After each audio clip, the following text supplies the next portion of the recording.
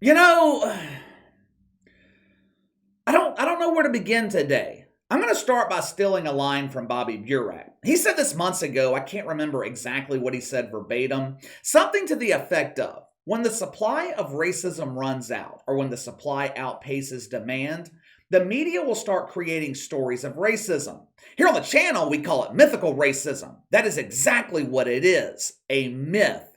We cover a lot of high-profile media figures on the channel. Every week seems like we're talking about Stephen A. Smith, Shay Sharp, Skippy Bebe, Chris Cuomo, Jamel Hill. Last night we talked about Bomani Jones using Deion Sanders in a pathetic attempt to increase interest in a show on HBO that 99% of the country doesn't know exists. Hell, most people don't know Bomani Jones exists.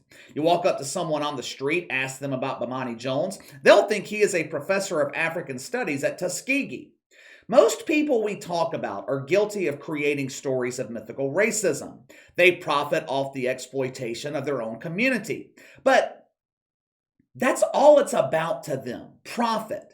To them, it's a business. It's no secret at this point Jamel Hill is in the business of promoting mythical racism.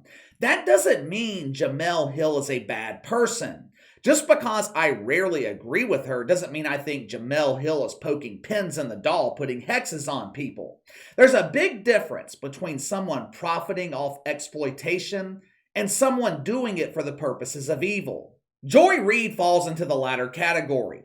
Joy Reid is evil. There's nothing joyful about her. There's a reason I call her the wicked wig of the woke. Keyword in that phrase, wicked. Joy Reid preaches divisiveness. She pushes misery. She promotes evil. If Joy Reid can't find stories of real racism, which seem to be in shorter and shorter supply, she will just make shit up. We have been given multiple examples of this over the last 48 hours on MSNBC. Last night, Georgia held its runoff between Raphael, Warnock, and Hershel Walker. This was literally an election between good and evil. Yes, Hershel Walker has made bad decisions in his past, mistakes, but who hasn't? He was far from a perfect candidate, but Raphael Warnock? This dude calls himself a pastor, but he uses the Bible to preach divisiveness. He perverts the word of God to fit his own twisted narrative. So it's no surprise which candidate Joy Reid was supporting. We hear all the time in the media about the lack of minority representation in everything. Lack of black head coaches in the NFL, lack of black representation in government. You couldn't make that complaint last night in Georgia. Here we had two black men fighting for a Senate seat. One of them had to win. There's no way Georgia wasn't going to have black representation in government, right? Right? Over the weekend, Joy Reid hopped on her broom, an assortment of wigs in her bag so they didn't fly off her head on the ride. She hopped on her broom, the wind blowing her bald head as she flew down to Georgia. She claimed she wanted to speak with the people. Of course, she violated the woke commandments by not referring to them as birthing persons, but they gave her a pass on that. The wig wanted to get a feel of how the people viewed this election. After spending the weekend in Atlanta, Joy Reid rode her broom back to New York City, confident that she had found another case of mythical racism. Yes, an election between two black men somehow qualifies as mythical racism. Well, KC, how in the hell can this be mythical racism? I'm glad you asked, my common sense thinking friend. Remember, you have got to cloud your mind and think like a shitfuck. When I was in college, I had a professor that pushed us to be critical thinkers. In this case, we need to do the opposite. We must be mythical thinkers. Joy Reid is one of the most brilliant wigs in the country when it comes to mythical thinking. She's amazing at coming up with fairy tales, all while making the tough decision of figuring out which color wig she should wear. Watch in amazement as Joy Reid explains why Hershel Walker qualifies as an example of mythical racism. Roll the film. I'm sorry, but Hershel Walker was a humiliation to black people. The people I talked to in Atlanta and all over the country who have been all in my phone saying, please promise me that this man won't be a senator. because they felt absolutely kicked in the face and humiliated and had their noses rubbed in the dirt by the fact of his nomination. Yeah. Because he was so inadequate, so bad, so... What did Chappelle say? Demonstrably stupid? Yeah. That it made it look like you're mocking black people. That ain't a strategy. Okay, first of all, did I just hear Joy Reid reference Dave Chappelle? The same Dave Chappelle they have spent the past few months relentlessly trying to cancel?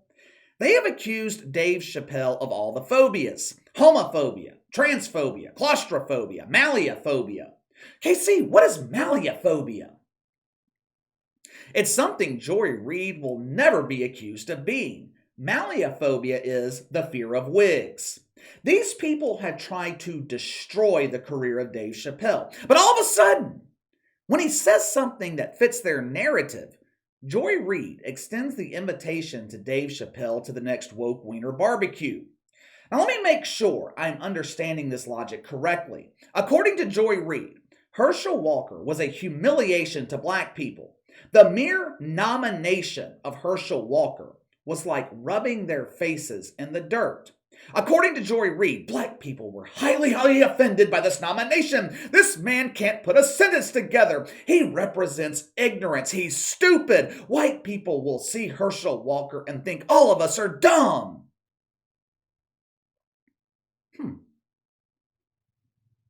Okay. Now, I will admit, Hershel Walker was a terrible candidate. Raphael Warnock, he's very polished, eloquent speaker, but his entire platform is based on myths and propaganda. Hershel Walker should have destroyed him in their debate, but he just didn't possess the ability to do that. That doesn't mean Hershel Walker is a humiliation to all black people. It means Hershel Walker ain't a good politician. Now let's apply this same logic to white people. Does this mean Joe Biden is a humiliation to all white people?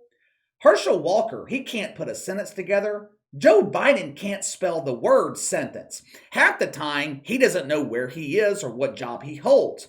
Remember a couple of months ago when he thought he was Lance Armstrong? Yeah, that didn't work out too well. His ass was on the ground instead of the banana bike seat. And what about the dude that beat Dr. Oz in Pennsylvania? What was his name? Uncle Fester?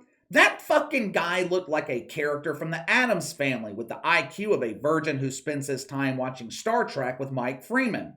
What was his name? John Fetterman? Is John Fetterman a disgrace, a humiliation to white people? No, he's a disgrace to John Fetterman and the state of Pennsylvania. This is the mentality that I've been talking about. People like Joy Reid lump all black people into one specific category. It's the groupthink mentality where all black people must think and act the same.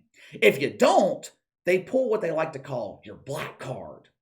But in a surprising turn of events, Joy Reid openly admitted that America wasn't racist.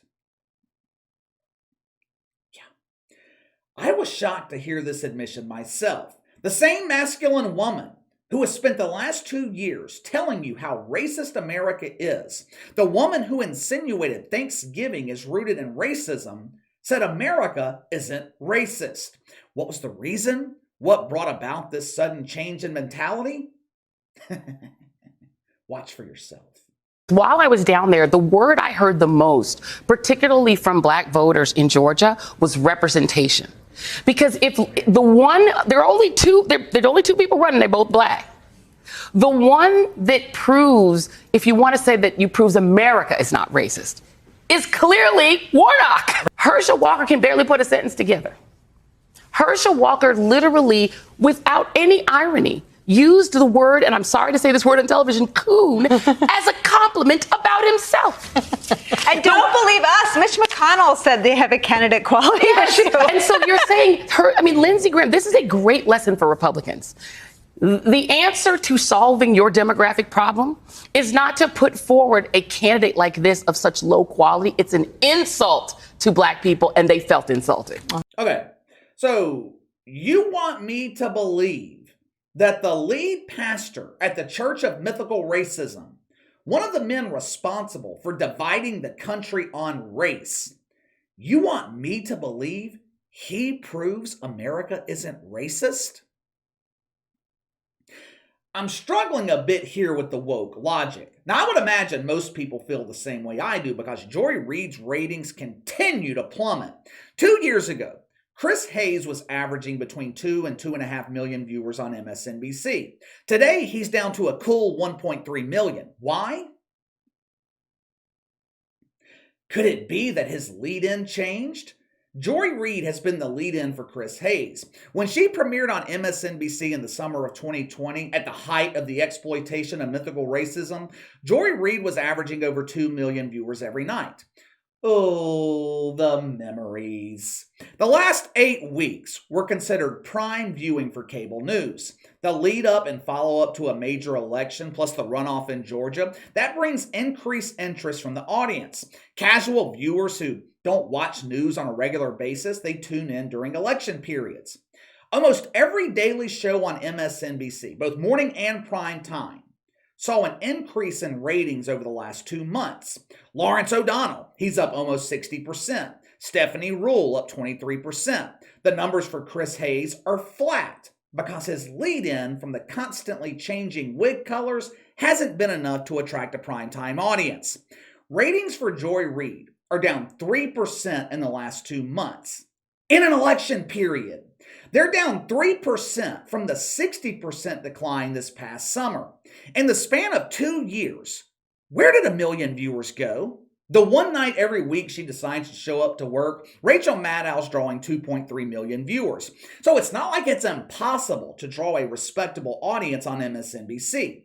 Why are fewer and fewer people choosing to watch The Wig? I think it's because mythical racism no longer sells. Mythical racism isn't interesting. We're starting to see this more and more. People who tied their careers to mythical racism are seeing their careers vanish. Tiffer the Bongo Sniffer, Jemele Hill. Jemele Hill just released a table proper, over 200 pages filled with exciting fairy tales. In this work of fiction, Jemele Hill plays the role of superhero as she fights exciting battles of mythical discrimination. Problem is, no one bought the book. This book was so unpopular, Jemele Hill left a free signed copy at the San Francisco airport begging people to go get it. No one bothered to show up. My sources tell me the homeless bum ended up using it for toilet paper. Now, I would say Bomani Jones' career is dying, but he never had a career to begin with. Don Lemon moved from prime time to morning, where I gotta admit, Don Lemon seems, he seems much less divisive on morning television. This might have been a brilliant move by Chris Light. Putting Don Lemon between two insufferable shit fucks makes Donnie appear to be a common sense thinker. But the mainstream media career of Joy Reid, it could be next. If you can't draw an audience during peak viewership periods, when will you be able to draw one? Joy Reid has painted her career into a corner. She's known as the promoter of mythical racism. Problem is, there's no demand for it. But let me know what you think.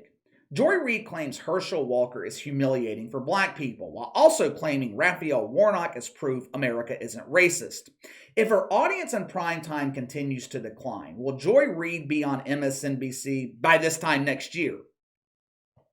Give me your thoughts. Sound off in the comments below. Make sure to like and subscribe. Click the notification bell to receive all notifications from the channel. Best way to contact me is by email at btlkc84@gmail.com, KC_BTL84 on Twitter. I'll see you guys later.